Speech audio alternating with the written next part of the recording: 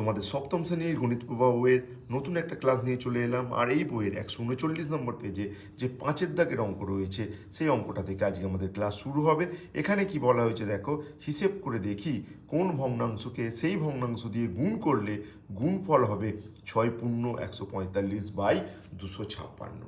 কোন ভগ্নাংশকে সেই ভগ্নাংশ দিয়ে গুণ করলে 6×145/256 পাবো, এটা আমাদের থেকে জানতে চাওয়া হয়েছে। তাই এই প্রশ্নের সমাধান আমরা কিভাবে করব? আমাদের থেকে জানতে চাওয়া হয়েছে কোন ভগ্নাংশকে সেই ভগ্নাংশ দিয়ে গুণ করলে আমরা 6×145/256 পাবো। এই প্রশ্নের সমাধান আমাদের খুঁজতে হবে। তো এই প্রশ্নের সমাধান খুঁজতে গিয়ে আমরা যেটা বলবো, যদি আমাকে কেউ প্রশ্ন করতো কোন সংখ্যাকে সেই সংখ্যা দিয়ে গুণ করলে 25 পাবো, নিশ্চয়ই তোমরা বলতে আনসার হবে 5, কারণ 5কে 5 দিয়ে গুণ করলেই তোমরা 25 পাবো। তো এই 5কে আমরা পাবো কিভাবে? আমরা যদি 25-এর বর্গমূল করি, 25-এর বর্গমূল 25কে ভেঙে নেব, 5 × 5 এইভাবে যদি বর্গমূল করি তাহলে আমরা দেখতে পাচ্ছি 25-এর বর্গমূল 5। তাই আমরা বলতে পারি 5কে 5 দিয়ে গুণ করলে 25 হবে। ঠিক একইভাবে আমাদের থেকে যখন জানতে চাওয়া হয়েছে কোন ভগ্নাংশকে সেই ভগ্নাংশ দিয়ে গুণ করলে আমরা এটা পাবো, তখন আমরা বলবো এই যে নাম্বারটার বর্গমূল করলে সহজেই আমরা আমাদের আনসার পেয়ে যাব। তো আমাদের এখন তাই বর্গমূল করে ফেলতে হবে কার না, 6×145/256 বর্গমূল যদি আমরা করে ফেলতে পারি তাহলে কিন্তু আমরা আমাদের ভগ্নাংশটা পেয়ে যাব। তাই আমরা এটার বর্গমূল করার দিকে মনোযোগ করব। বর্গমূল করার পূর্বে আমরা কি করব, যেহেতু এটা অপ্রকৃত ভগ্নাংশ আছে তাই প্রকৃত ভগ্নাংশ করে নেব। কি করব, প্রকৃত ভগ্নাংশ করতে গিয়ে 256-র সাথে 6 গুণ করব আর তার সাথে 145 যোগ করব। তো যোগ করলে এই গুণ করে 145 যোগ করলে আমরা পাচ্ছি 1681। আর নিচে এখানে যে 256 আছে সেটা তো আমরা রেখে যাব। এই অবস্থায় আনার পর আমরা কিন্তু বর্গমূল শুরু করব। তো আমরা এই ভগ্নাংশটির বর্গমূল কিভাবে করব? প্রথমে লবের বর্গমূল করব, তারপর হরের বর্গমূল করব। তো আমরা কিন্তু এখানে ভাগ প্রক্রিয়ায় বর্গমূলটা করে নেব। তো ভাগ প্রক্রিয়ায় বর্গমূল কিভাবে করতে হয় নিশ্চয়ই তোমরা জানো।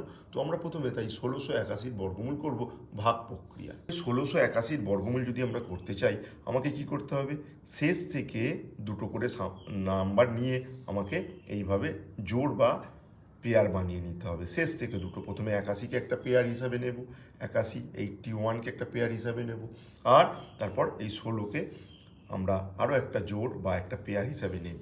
এবার আমরা নামতা পড়ব। নামতা কিভাবে পড়ব?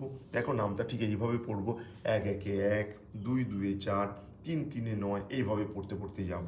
তো দেখো, যদি আমরা এইভাবে পড়ি 2-2-এ 4, 3-3-এ 9, 4-4-এ 16, দেখো এখানে তো প্রথম জোড়টায় 16 আছে, তার জন্য আমরা 4-4-এ 16 এটাকে মিলিয়ে দেবো এইভাবে। এবার পরের জোড়টা এখানে নামাবো। আর এখানে কি করব, এইখানে যে নাম্বারটা পেয়েছি তার দ্বিগুণ বসাবো। তার দ্বিগুণ মানে তাকে 2 দিয়ে গুণ করে বসাবো। 4কে যদি 2 দিয়ে গুণ করি তাহলে এটা কিন্তু 8 হলো। এরপর আমাকে কি করতে হবে, এরপর যেটা করতে হবে, এই যে 8 আমরা পেয়েছি, 8-এর পিঠে আমি যা বসাবো সেটা দিয়ে গুণ করতে হবে। 8-এর পিঠে যদি 1 বসাই তাহলে 1 দিয়ে গুণ করতে হবে। আর 8-এর পিঠে 1 বসিয়ে 1 দিয়ে গুণ করলে আমরা পাচ্ছি 81। আর এখানে তো 81 আছে, তাই আমরা বলবো 1 দিয়ে এটা চলে যাবে 81। তার জন্য এটা হচ্ছে 1 বসিয়ে নেব, মিলে গেল। অর্থাৎ 1681-এর বর্গমূল করলে আমরা কত পেলাম, 1681-র বর্গমূল করলে আমরা পেলাম 41। কারণ 41 আর 41 গুণ করলেই আমরা 1681 পাবো, তাই এর বর্গমূল হলো 41। আর এটা তো লবের লসাগু হয়ে গেল, লবের লসাগু বলছি, লবের বর্গমূল হয়ে গেল। এবার আমাকে হরের বর্গমূল করতে হবে, অর্থাৎ 256-র বর্গমূল করতে হবে। ঠিক একইভাবে 256-র বর্গমূল আমরা করে নেব। আমরা শেষ থেকে দুটো করে নাম্বার নিয়ে জোড় বানাবো। আর এটার কিন্তু জোড় থাকবে না, এখানে কিন্তু একটা নাম্বারই থাকবে। তো এই 2-এর জন্য আমরা একইভাবে পড়বো, 1-1-এ 1, 2-2-এ 4, 2-এর থেকে বেশি হয়ে যাচ্ছে, তাই এই ক্ষেত্রে যাবে কিন্তু 1-1-এ 1। এবার 2 থেকে যদি 1 বাদ দিই তাহলে এখানে হবে 1, পরের জোড়টা নামাবো 56। আর 1-এর ডাবল মানে 1কে 2 দিয়ে গুণ করে যেটা হয় সেটা এখানে বসাবো, 1কে 2 দিয়ে গুণ করলে 2। এবার 2-এর পিঠে যা বসাবো সেটা দিয়ে গুণ করতে হবে। তাহলে 2-এর পিঠে যদি আমি দেখো 6 বসাই তাহলে 6 দিয়ে গুণ করতে হবে, 6-6 36, হাতে 3, তোমার 6-2-12, 12 আর 3-এ 15, 156 মিলে গেল। অর্থাৎ আমি যদি এখানে 3 দিয়ে, 3 নয় 6 দিয়ে যাই, 6 দিয়ে যদি যাই এটা হবে 156। তার মানে এটা মিলে গেল 6 বসালে, অর্থাৎ এই 6টা এখানেও বসিয়ে নেব। তাই 256 বর্গমূল কিন্তু আমরা বলতে পারি 16। 256 বর্গমূল কত হলো? 16। যেহেতু এখানে ওপরে বড় আছে নিচে ছোট, আমরা এটাকে কিন্তু মিশ্র বানিয়ে নেব। তো মিশ্র ভগ্নাংশে আগে পরিণত করে নেব। মিশ্র ভগ্নাংশে পরিণত করে নেওয়ার জন্য এখানে 16 দুগুণে 32 বলবো আমরা, এখানে 9, এখানে 9/16।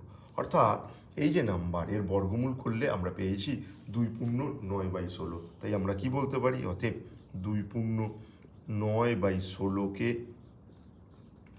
2 পূর্ণ 9/16 দিয়ে গুণ করলে গুণফল কত হবে? গুণফল হবে 6 পূর্ণ 145/256। তো এইভাবেই আমরা এই অঙ্কটা সহজে করে নিতে পারি। নিশ্চয়ই তোমরা তোমাদের বইয়ের 5 দাগের অঙ্কটি যারা শিখতে চাইছো তারা বুঝতে পারলে। তো চলো এরপর আমরা দেখে নেব আমাদের 6 দাগের অঙ্ক, অর্থাৎ পরবর্তী অঙ্কটি। 6 দাগের অঙ্কে কি বলা হয়েছে? হিসেব করে দেখি 49/91কে কোন ভগ্নাংশ দিয়ে গুণ করলে গুণফলের বর্গমূল 1 হবে। গুণফলের বর্গমূল 1। 49/91কে কোন ভগ্নাংশ দিয়ে গুণ করব যাতে গুণফলের বর্গমূল 1 হয়, সেটা আমাদের নির্ণয় করতে হবে। তো আমাদের ঠিক কি নির্ণয় করতে হবে? 49/91কে কোন ভগ্নাংশ দিয়ে গুণ করব, আর গুণ করে তার যদি আমি বর্গমূল করি তাহলে আমরা আনসারে কত পাবো? আনসারে পাবো 1। এই ভগ্নাংশটা কত সেটা আমাদের নির্ণয় করতে হবে। প্রশ্নটা ভালো করে বুঝে নাও। দেখো, প্রশ্নটা বোঝা আগে জরুরি, তারপর তোমরা তার সমাধান কিন্তু তোমাদের মন থেকে সহজেই করতে পারবে। তাই প্রশ্নটা ভালো করে বুঝে নেওয়া আগে আমাদের কাছে খুব জরুরি। প্রশ্নটা কি? 49/91কে কোন সংখ্যা দিয়ে গুণ করব, আর যেটা গুণফল পাবো সেই গুণফলের আমরা বর্গমূল করব, আর বর্গমূল করলে আমরা 1 পাবো, সেটা জানতে চাওয়া হয়েছে। তো এই প্রশ্নের সমাধান কিভাবে করব? আমাদের কি বলে দেওয়া হয়েছে? এই যে গুণফলটা তার বর্গমূল হচ্ছে 1। যখন বর্গমূল জানা থাকে, গুণফলের বর্গমূল জানা আছে, তাহলে গুণফলটা আসলে কত? কোনো কিছুর বর্গমূল যদি জানা থাকে, সেই নাম্বারটা যদি আমরা বার করতে চাই, সেই বর্গমূলকে সেই নাম্বার দিয়ে গুণ করতে হয়। অর্থাৎ গুণফলের বর্গমূল যেহেতু 1 রয়েছে, তাহলে আমরা বলতে পারি গুণফলটি কত। অর্থাৎ এইটাকে এটা দিয়ে গুণ করলে কত হবে? গুণফলটি আমরা সহজেই বলতে পারি, বর্গমূল যেহেতু 1, তাহলে গুণফলটি কত হবে? 1কে 1 দিয়ে গুণ করলে যা পাবো সেটাই হবে গুণফল। অর্থাৎ আমাদের প্রশ্ন এখন ছিল 49/91কে কোন সংখ্যা দিয়ে গুণ করলে সেই গুণফলের বর্গমূল 1 হবে। এখন আমরা এই গুণফলটা কত হবে সেটা কিন্তু জানতে পেরে গেছি। অর্থাৎ গুণফলটা কত হবে না, 49/91 এর সাথে কত গুণ করব জানি না, কিন্তু গুণ করলে যেন তোমার 1 হয়। প্রশ্নটা ঠিক এখানে চলে এসেছিল।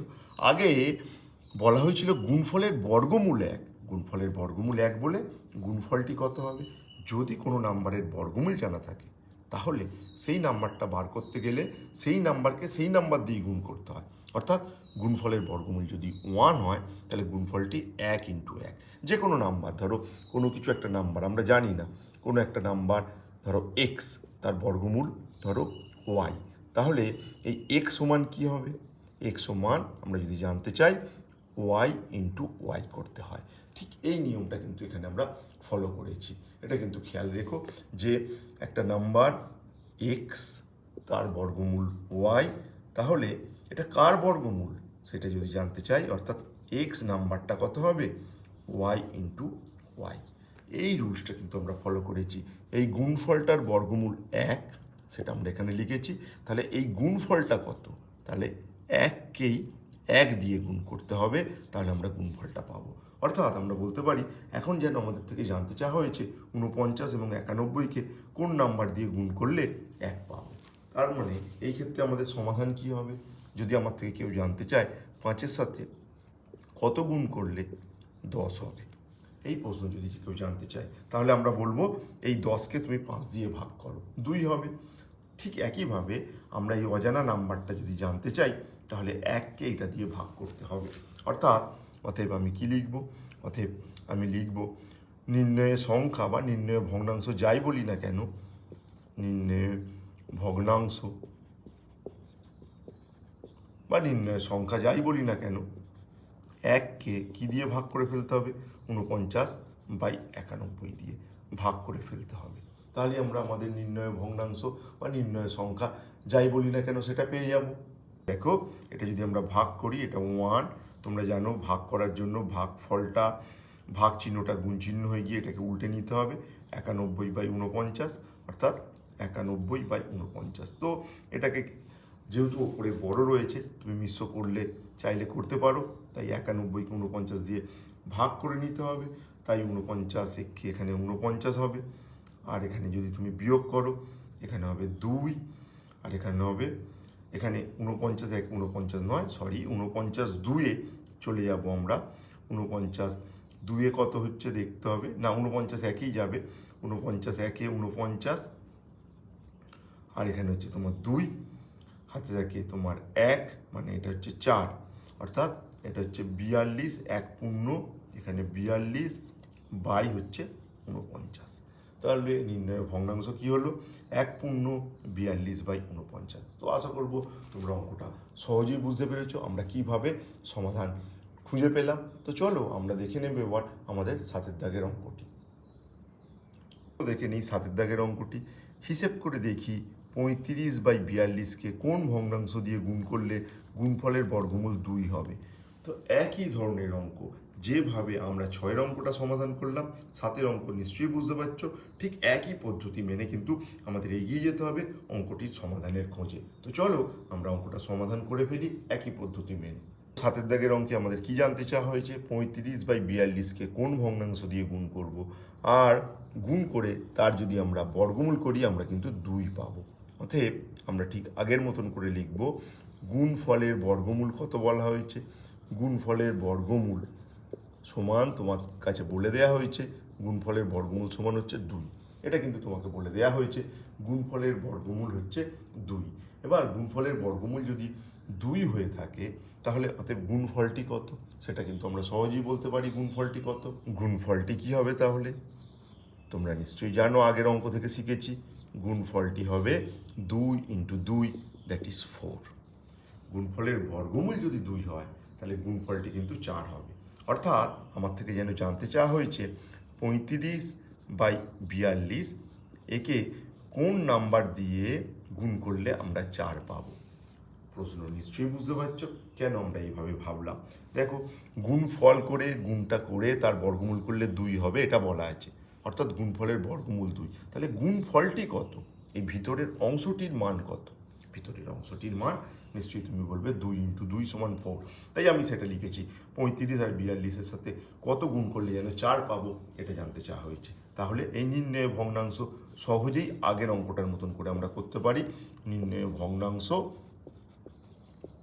কি হবে, নির্ণয় ভগ্নাংশ যদি আমরা জানতে চাই তাহলে আমাকে 4কে এটা দিয়ে ভাগ করতে হবে, অর্থাৎ 4 ভাজিতক 35/42।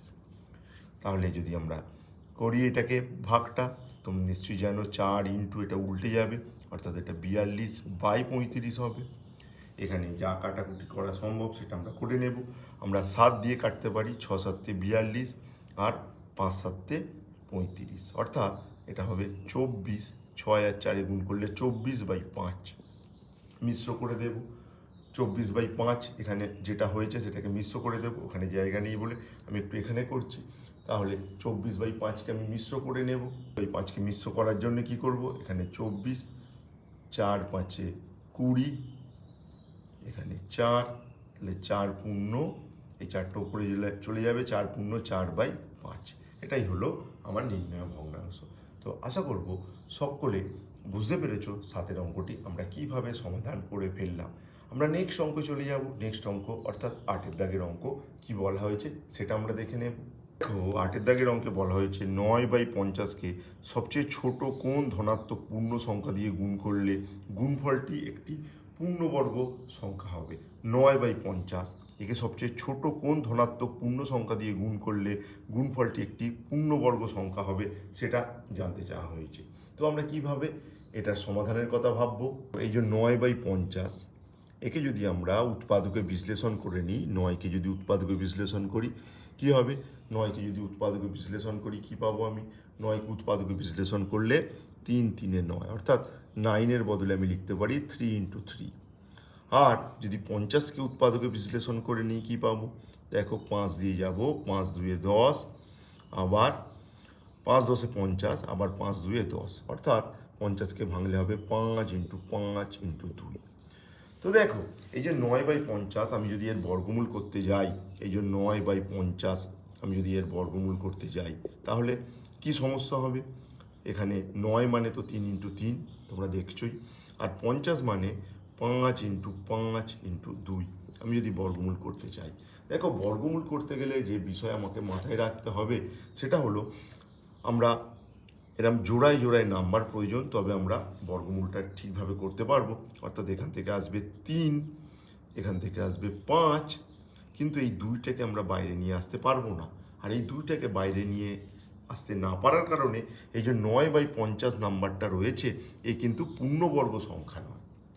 তাহলে একে কি দিয়ে গুণ করলে পূর্ণবর্গ হবে? দেখো আমি যদি এখানে একটা এক্সট্রা 2 গুণ করি, যেহেতু এই 2-এর জোড় নেই, দুটো 3-এর জোড় আছে, দুটো 5-এর জোড় আছে, কিন্তু এই 2-এর জোড় নেই। যদি আমি এটাকে 2 গুণ করতাম তাহলে 2 2 কেটে যেত, আর নাম্বারটা সহজেই কী হতো বলো? পূর্ণবর্গ সংখ্যা কিন্তু হতো। তাই আমরা বলবো যেহেতু এই 2-এর জোড় নেই, তার জন্য ক্ষুদ্রতম সংখ্যা কী দিয়ে গুণ করলে 9/50 পূর্ণবর্গ সংখ্যা হবে? অতএব আমরা লিখব 9/50কে ক্ষুদ্রতম সংখ্যা 2 দ্বারা গুণ করলে গুণফলটি কি হবে বলো? গুণফলটি